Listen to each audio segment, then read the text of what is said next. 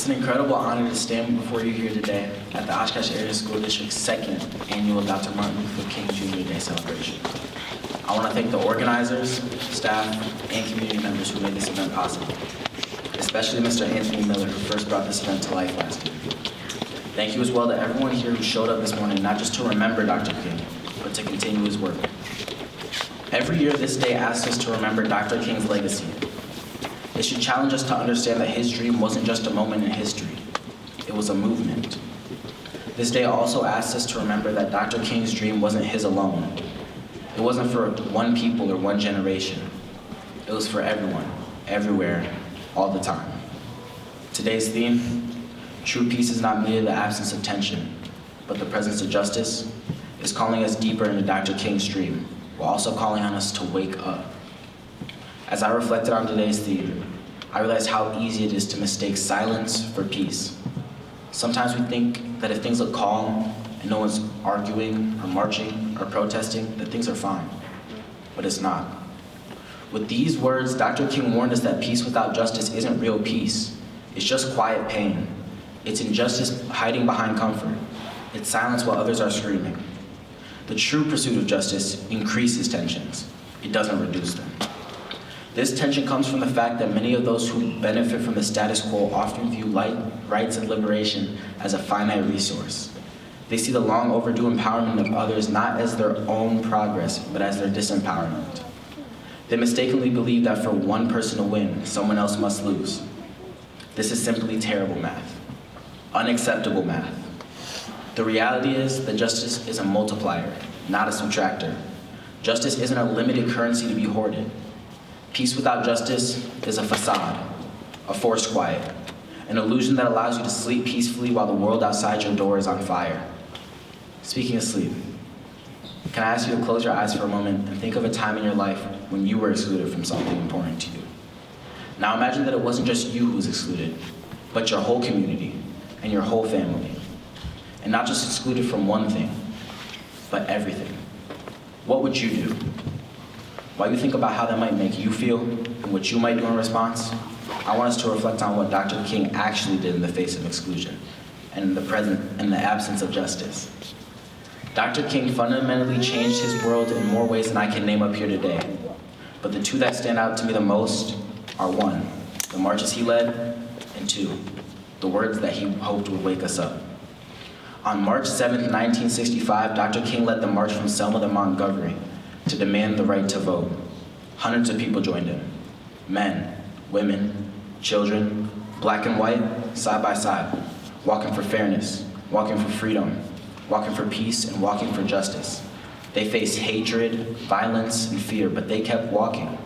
They weren't focused on the absence of tension. In fact, they needed that tension to make space for the presence of justice. That tension created pressure that pushed the government to pass the Voting Rights Act that same year. That march didn't only move feet, it moved hearts, and it moved our nation closer to real justice. And then there were Dr. King's words. Dr. King didn't just speak, he spoke truths that made people uncomfortable, truths that actively created tension in order to seek justice.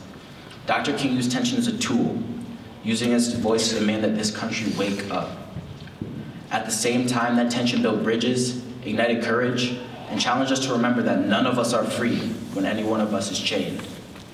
Even though Dr. King was murdered almost 60 years ago, his struggle, which is our collective struggle, continues. Our rights, our respect, our safety, and our freedom are still not guaranteed. Think about that. Nearly over 60 years later, people are still judged, still mistreated, and still silenced. That dream Dr. King spoke of, it's still waiting for a full awakening. How does that make you feel? Sad? Angry? Tired? For me, it makes me feel all of those things. Sad that we haven't finished what he started. Angry that injustice still exists in so many forms. And tired of waiting for people to care. And yet I also find hope. Because as Dr. King reminded us, we must accept finite disappointment, but never lose infinite hope. When I face racism, and I do, in my schools, I feel and experience that finite disappointment that he meant. I want to share some examples of my own experiences and the experiences of my friends with this finite disappointment, Experiences that tell us so clearly and so loudly that we are not free. Not free to be our whole selves. Not free to advocate for ourselves. And not free to effectively demand the presence of justice in our schools. These experiences tell us loudly that none of us are free. None of us are free when the very people responsible for our safety and growth become the source of our harm. None of us are free when a staff member at your elementary school says that you belong in chains. That was me, 3rd grade. None of us are free when a teacher presses you multiple times in front of the entire class to answer a painful and ignorant question. Is your dad an illegal? Me again, 5th grade. None of us are free when your teacher instructs you to segregate and refuses to back down from that language when challenged. Me again, 8th grade. None of us are free when adults make assumptions about us before even attempting to build a relationship, forcing us to spend time trying to, change their mischaracterizations and then focus on ourselves. None of us are free when our mistakes are met with worst-case interpretations of our intent, while others are given the benefit of the doubt. None of us are free when schools regulate our identity based on racialized stereotypes and fantasies, like banning bandanas as gang symbols. None of us are free when our teachers expect nothing from us, don't genuinely believe in our potential, and don't invest in us, and wonder why we stop investing in ourselves. None of us are free when teachers and administrators use the N-word, but the discussions after center around questions of intention, and no one checks in on us, on the impact. None of us are free when police officers roam our hallways and assault my friends. None of us are free when one high school in town operates under the assumption that all of its students are college-bound and prepares them accordingly, while the other makes very different assumptions about its students and their futures. None of us are free when Black students in OASD make up less than 1% of students taking AP classes. None of us are free when Black students in OASD are 3.6 times more likely to be suspended than white students. And none of us are free when the adults in positions of power don't say that this is all wrong. That's saying it's right. Somehow, in spite of all this, I also have what Dr. King called infinite hope. I find this hope when I look at my friends and see strong, proud young men with so much potential buried behind so much pain. I find this hope in a tiny number of teachers who have truly seen for me, who held me to high expectations and have built real relationships with me, like Dr. Coleman, Dr. Wynn, Senior Heffron, and Mr. Miller. I find this hope in my auntie and best accomplice, Akisa Hayes, reminds me that I am worth fighting for, that she always has my back, and that I never have to go into battle alone. I find this hope when I spend my summers in Zambia surrounded by my strong Black family and community, who let me be me, let me breathe, let me be free, while still keeping me grounded to where I come from. I find this hope when somebody speaks against discrimination and classmates defend someone who's being targeted. Mind you, this doesn't happen much, because the adults in the building don't role model this for us. Hold up. These small moments of courage, these moments of love, are what keep me hoping that the presence of justice is a possibility. So I ask you, what gives you infinite hope? Maybe it's your family, maybe it's your teachers, maybe it's your friends. Maybe it's the people you see showing kindness when no one's watching. Maybe it's your belief that change is still possible, even when it feels slow. Edward Everett Hale once said, "I am only one, but I am one.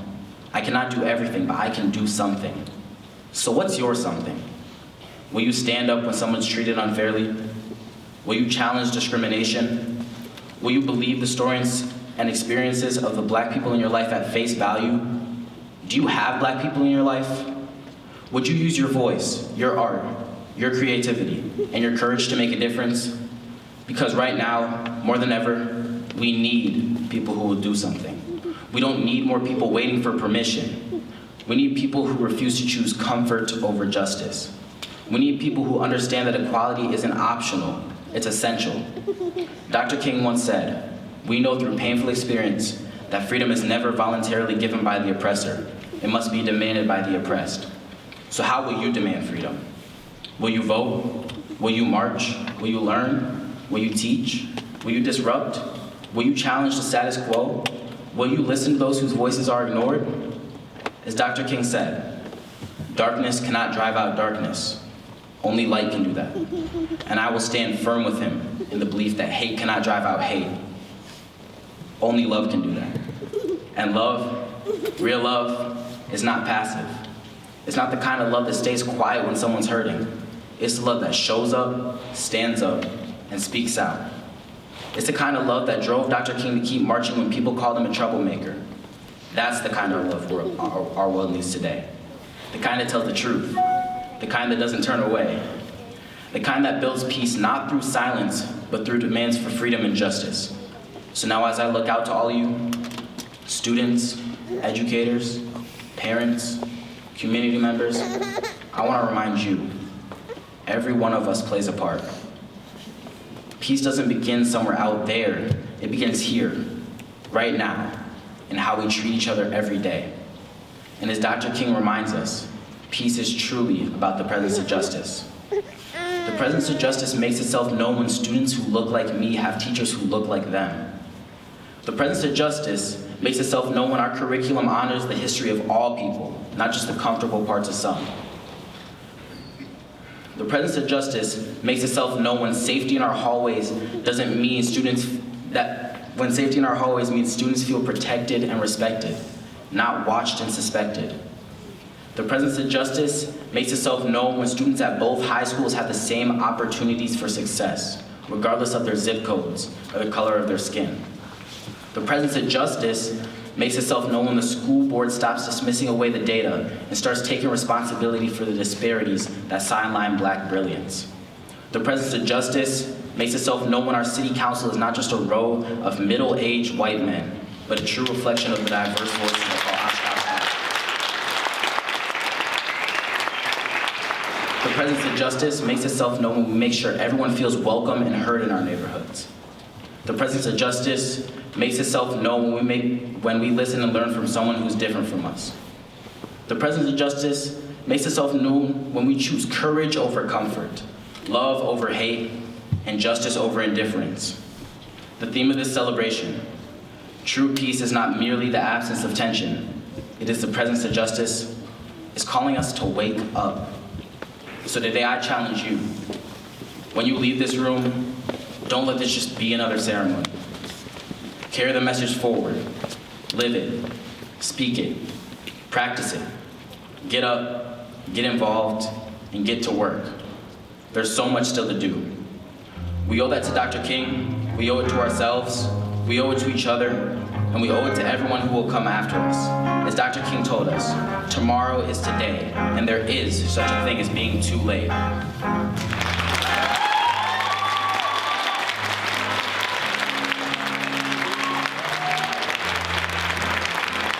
you better listen, my sister, brothers.